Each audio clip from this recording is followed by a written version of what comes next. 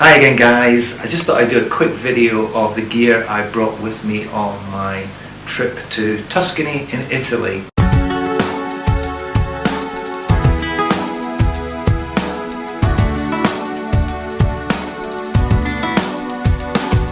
And the first thing to say is this is a family holiday, not a photography trip. So I wanted to carry with me just enough photography gear, but not so much as to make it burdensome as I go around with my family and look at the sights and take in this beautiful country that we're visiting.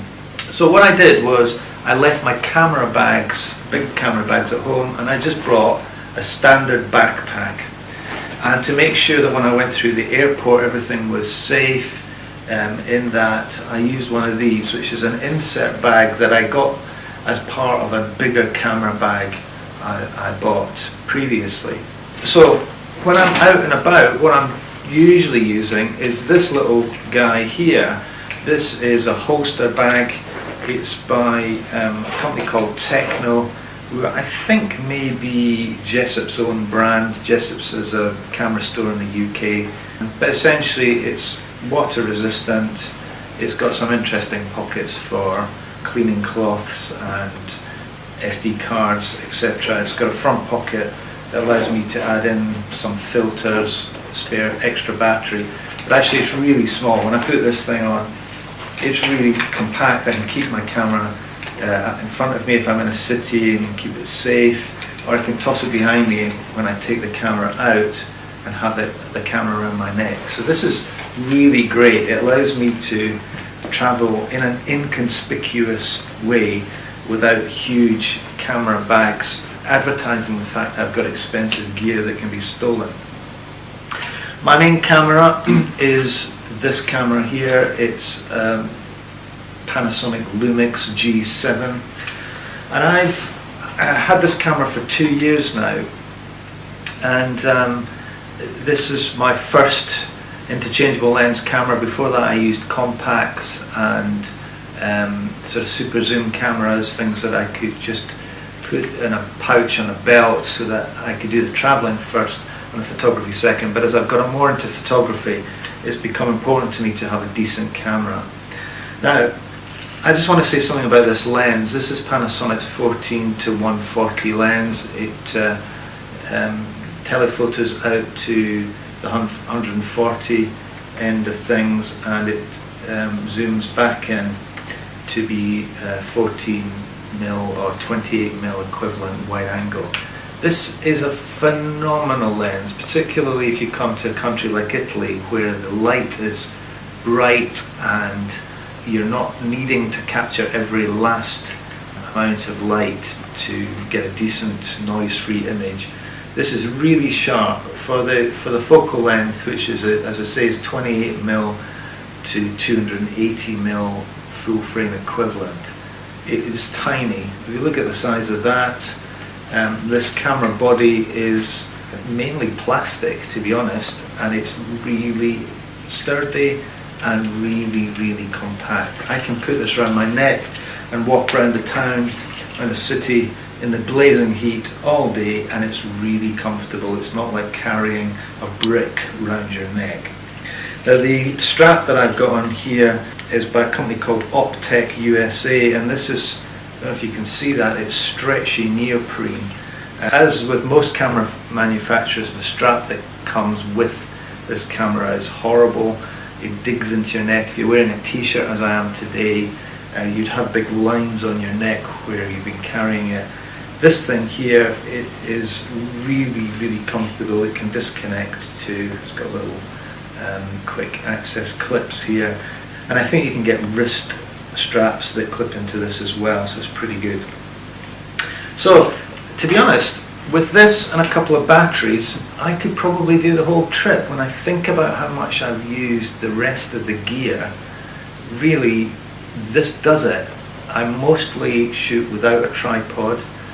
I'm mostly trying to get street photography and interesting sites that tell a story about the place I'm visiting, and that's really a kind of run and gun approach. It's carrying the camera like this, it's swinging it up, it's taking a shot quickly, it's doing it inconspicuously if it's street photography, and this is just a great setup. I cannot praise this enough, it's really good. But sometimes I need some extra bits of gear just to make it happen. The Gorillapod, the ubiquitous Gorillapod, you can see I keep the base plate for that connected to the camera. I've got a carbon fibre lightweight tripod, but I'm finding that increasingly I'm not using tripod. Tripod's great for what I'm doing now, which is videoing myself, or if I want to do some serious landscape. Obviously I need to use a tripod, but for most of what I need, this will do. And as you're probably aware, it bends into shape. You can put it around banisters and balustrades and trees and all sorts of things, and it will securely hold your camera. So that's pretty good. I also carry with me a flash gun, and I've got a Nissan i40 here, which is tiny, and just clicks on the top of the camera, or I can use it off camera as well really well.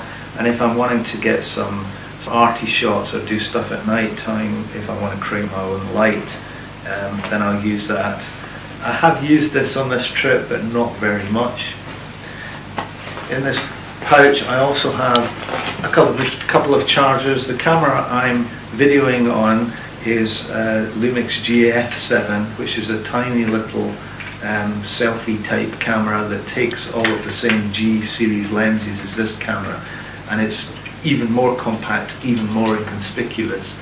And sometimes my wife uses that camera because it allows her to just slip it in a handbag and take it out and take some really good quality shots. It's the same sensor as this camera, so it's really good quality.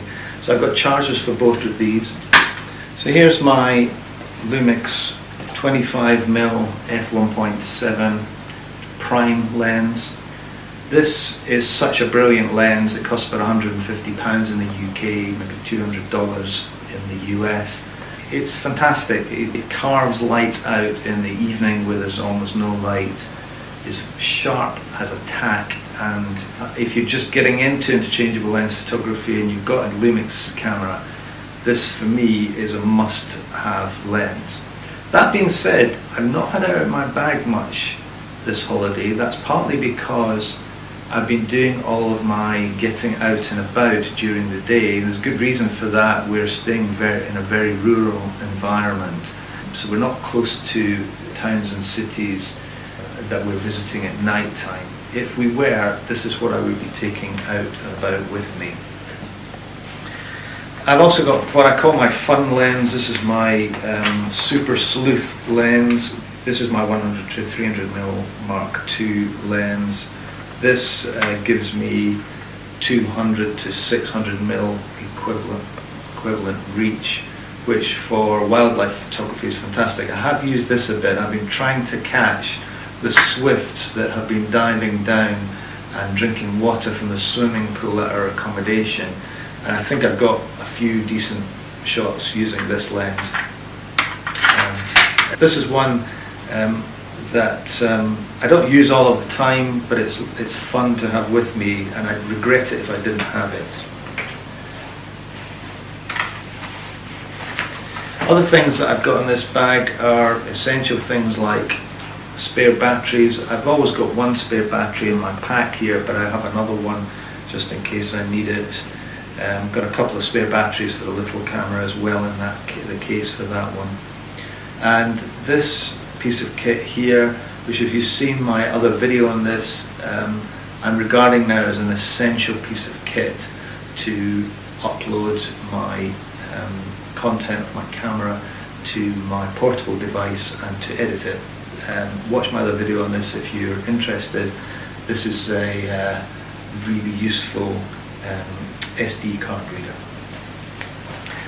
I also carry with me spare power, so I've got this pack. I can't charge the camera from this, but I can charge my phone and iPad, and this gives me 2 charges of my iPad, so it's a really useful piece of kit. Of course, spare SD cards. Again, there's always a spare one in my bag, but I keep some of them separately as well. And this little device here, which allows me to plug in a charger into my iPhone 10 along with headphones, which is great when I'm editing. And then the final pieces of my travel gear are my mobile devices.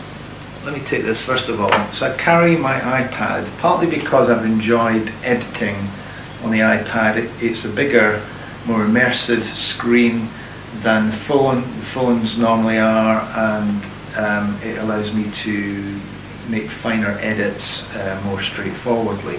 But actually on this trip I realised I haven't actually needed it, because I've got myself an iPhone 10.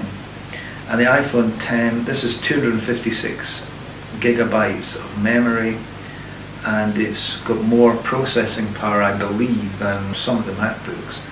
So with this I'm able to do all of my photo editing and all of my video editing too. The video you're watching right now I will be editing in LumaFusion on my phone, and I can do everything. I can upload it to YouTube from here, as well as record it in HD or 4K. This one's actually only HD because this camera will only cope with HD.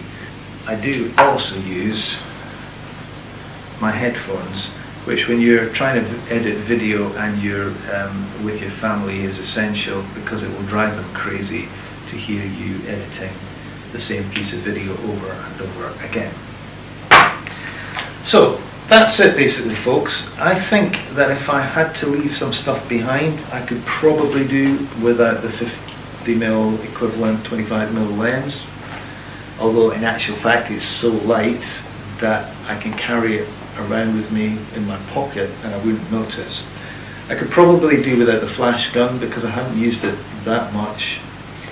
I could probably do without my 300mm, 600mm equivalent zoom lens, because that's a bit of a luxury. I would definitely need a charger, let's get the right one, for this camera. And I'd probably still carry with me the tripod because it's handy to have. I'd definitely need the SD card reader, spare battery and extra power. I could leave the iPad at home, and I could take my phone and my headphones. So in this little pile of gear here, I've got enough to see me through most travel trips that I would wish to do. I hope that you found that interesting. I have done a separate video in which I've gone through a complete mobile workflow for uploading, culling, editing and exporting your photographs whilst you're travelling. Anyway, thanks again for watching, guys. Do leave your comments below. Do let me know what you think. Do tell us what you take on your trips. And thank you for joining me on another installment of my photography journey.